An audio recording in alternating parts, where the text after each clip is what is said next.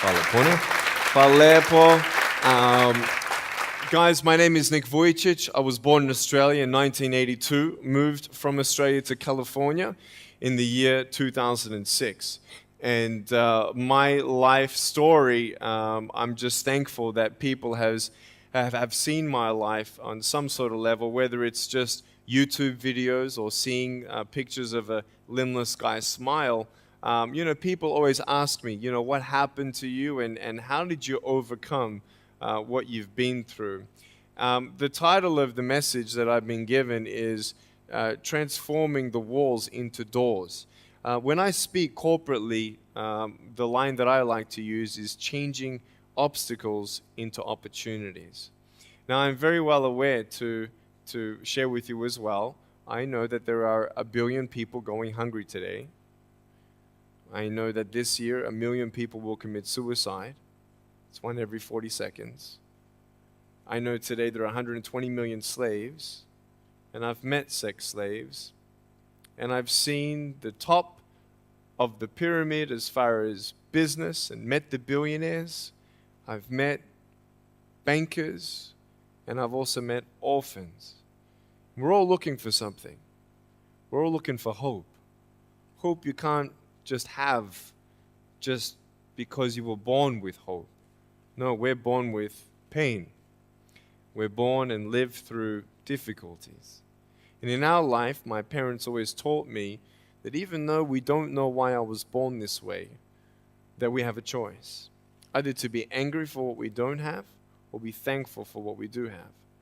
The power of that choice was the first thing that I had to overcome and decide for myself, especially in the early years of school. A lot of kids would come up to me and tease me.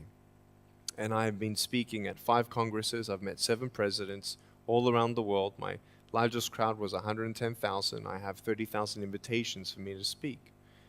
So wherever I go, I talk about the value of life. I talk about anti-bullying messages for the school systems in different nations. The greatest thing is love.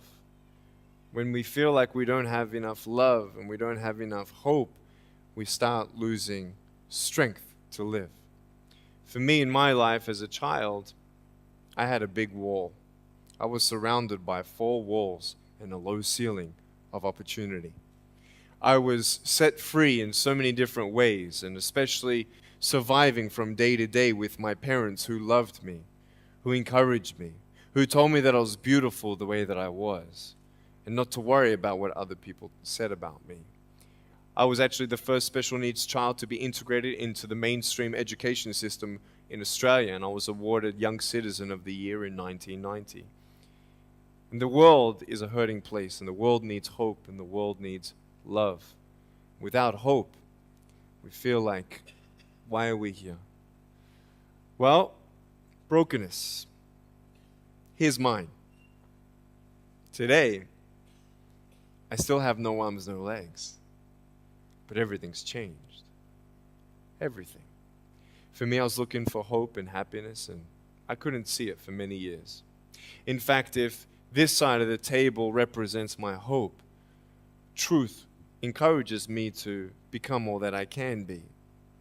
But then we have lies every day coming in our mind, people who discourage us. You know the people that you have in your life who, no matter how good of a day you're having, they'll bring you down. Or no matter how bad of a day you're having, they'll bring you even lower. You know what I'm talking about? Think of the 3 biggest discouragers in your life. They're not your biggest discouragers. You are. You are. It only takes 3 seconds for me to tell you something discouraging. But then you may never forget my words. I've met so many 50-year-old women and 40-year-old women who still remember what their fathers told them that they wish they never heard. Words are powerful. When you hear those words and then your mind starts growing with these lies. Nick, you're not good enough. Nick, just give up. Nick, you're never going to get a job. You won't get married. You can't even hold your wife's hand. What kind of a father are you going to be if you can't even pick up your kids when they're crying? You're alone. Sure, your parents hug you, but their hugs can't heal you. Just give up. Just give up. Just give up. Just give up. Just give up. At age 8, I thought that I should commit suicide. Why? Because I didn't have hope. I thought I didn't have hope. Today you can see that I had hope. What's the word? Believing in something you do not see. Faith. Words can only do so much. Hugs can do much more than words. But when hugs can't do anything, that's where faith kicks in. For me, words and hugs were not enough, but I had no faith. So I tried to give up. At age 10, I tried to drown myself in 6 inches or 15 centimeters of water. In my home, I told my dad I just wanted to relax. But really, I wanted to end my life. I had enough. Dosta mi bio. Okay? The first 2 times I rolled over, I was trying to work out how much air I hold in my lungs before I let it out. And the 3rd time, in my mind, knowing that I wanted to get out of here because of the bullying in my life, because I was going to be a burden to my parents and I had nothing to look forward to, I realized at that moment that if I actually went through with committing suicide, I would leave a greater burden for my parents than they already had. So there was one thing less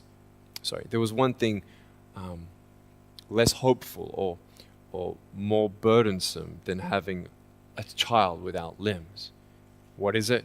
A child without limbs who gives up. So when I saw in my mind my mum and my dad and my brother crying at my grave if I went through with it, that one thought saved me. If my parents never told me that I was beautiful the way that I was, if my parents never told me that I was special and that I was loved, I wouldn't be here today. So I encourage every single parent who tries their best to encourage their teenagers. Especially in the West, many teenagers put a do not disturb sign on their door. I'm sure, the conversations all around the world between a parent and a teenager. How was school? Fine. What'd you learn? Nothing. Did you do your homework? No. And that's the conversation for the day. And when you try to tell your children that they're beautiful, so of course I'm beautiful. I'm your son. I'm your daughter. Of course you're going to say that. But they're right. Every single human being has value, and my value is not determined on how I look or what job I have or where I'm from, where I was born, how much money. All that stuff is nothing. So many teenagers, tease each other for how we look, and I tell the teenagers, do you think that I'm cool enough to be your friend? They're like, yeah, of course. I said, but I have no arms, no legs. And they said, doesn't matter. I said, really? So it doesn't matter that I have no arms, no legs? I said, no, it doesn't matter. I said, then actually, if it doesn't matter, then why do we kill each other with our words if it actually doesn't matter? Why do we look ourselves in the mirror and see ugly instead of valuable? I want to ask you today, what are you looking for? If I gave you $1 billion, would you be happy? If you gave me $1 billion, I'd be very happy. But then if my mum dies tonight, am I happy? No. With all the money in the world, I'll never be happy. Why? Because money is something that cannot heal the soul. So many teenagers are looking for love, which love does heal the soul. Love does complete the soul. But even sex before marriage, I was a virgin before I got married. Yeah, I've got a gorgeous wife. We're pregnant with our first son. And I don't need hands to hold her hand. I only want to hold her heart. And how am I going to hug my kids? So many kids, they come up to me. It's amazing. They put their hands behind their back and hug me with their neck. And I've realized in life, even the worst parts of my life can be turned into good. And they're even more special. So many teenagers, they're looking for love. So they're going to go do this and go do that and have sex before marriage. For me, sex out of marriage is like a $5 Gucci watch. Sex within marriage and having sex with someone who loves you, who's committed to you for the rest of your life, going to be the mother or father of your kids. That's what love is. You can talk, you can sleep with as many people as you like, but never know for sure, do they love me? Love is a lifelong commitment. You see, there are choices in life, and we're looking. I want to ask you, what are you looking for? Well, if I can just get drunk, why not, man? I only live once. Well, if that's the way you believe, great. But for me, I'm a greedy man. I don't want to live for 90 years. I want to live for billions of years. And I know that every day my choices will affect this life, other people's life, and my eternal life. You got to come to the truth of knowing who you are and why you're here. William Barclay, he said, the greatest 2 days in anyone's life, the day you were born and the day you knew why. So, you're ugly. No, I'm beautiful the way that I am. And if you can't believe that for yourself, so many girls especially stay with their emotionally abusive boyfriends. Because if I break up with him, then who's going to want me? See, we all want love.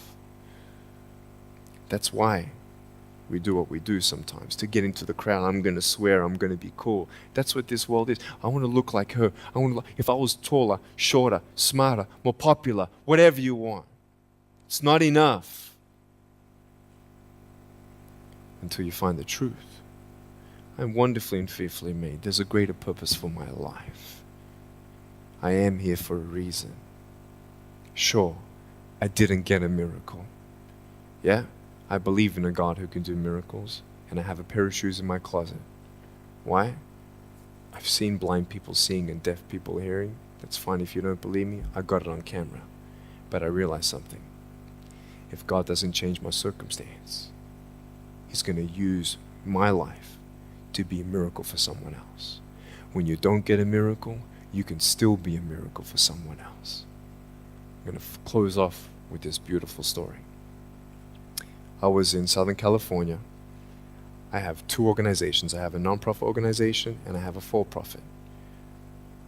I probably spoke between years 2007 and 2010, 1,000 times, 600 flights. And I've spoken to 4.5 million people face to face. And in the last 48 hours here in Serbia, we've reached 5 million through media. So, we have the heart of people to love others. We want people to love each other, love yourself, dream big, and never give up. We're all looking for hope, aren't we? What are you looking for? Money, drugs, sex, alcohol, pornography, fame, fortune never satisfies. It's never enough. But I've come to a peace. So check this out. When I'm 24 years old, 5-6 years ago, I was in California. And I never met anybody else like me. When I was 10 years old, I wish I would have met somebody like me. Never did. Didn't get that miracle. But at 24, in California, I saw a little boy with no arms and no legs, 19 months old, just like me. I knew he was going to be bullied. I knew he was going to go through depression. I knew he would feel alone. I knew that he would get worried if he's ever going to have a girlfriend, and so on and so on. I got the father to bring him up on stage in front of 2,000 people. And everyone was crying. And it was a materialization of when you don't get a miracle, you can be a miracle for someone else. I am not a superhero. I go through ups and downs. So do you. But take one day at a time. And if you haven't found that peace of knowing who you are and why you're here, and where you're going when you're not here, for me, I want you to know that's how I've overcome. I don't have any walls. My book's called Life Without Limits. And what will be, will be. I've acted in a short film, 30 awards. I got Best Actor in a short film. I've done my own music video. I've written 2 books. First book, 30 languages, 800,000 copies. I'm 29, and we know 1 billion people know who I am. Not to bring up my pride or my name or my status. Trust me, I'm just like you. But I hope you are inspired to know that if I can dream big, then so can you. There are no walls. Find your peace, and you'll make your walls doors. Thank you so much.